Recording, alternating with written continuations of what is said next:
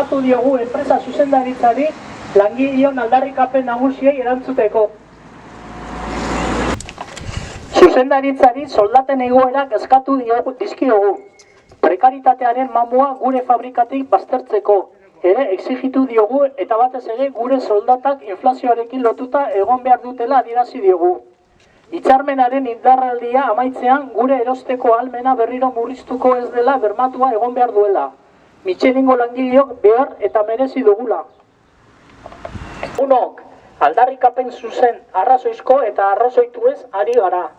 Langileok urteetan gure lan ona eta konpromisoa askotan erakutsi dugu. Pandemiaz geroztik jasan behar izan dugun guztia ez da makal izan. Michelingo zuzendaritzaren aldetik errespetua eta aitortza tratua irabazia beharko genuke.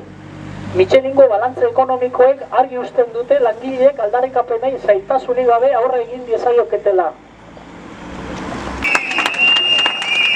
Horregatik, gaur greba eta mobilizazioan lehen egun arrakastatsuaren ondoren hitzarmenaren negoziazio mailatik gogoeta sakona egin eta harrokeriazko jarrerak baztertuz akordio eta berbedun hitzarmen bat ahalbidetzeko. Negoziazioei berriro ekiteko deia luzatu nahi diogu enpresa zuzendaritzari. Eskerrik asko denoi.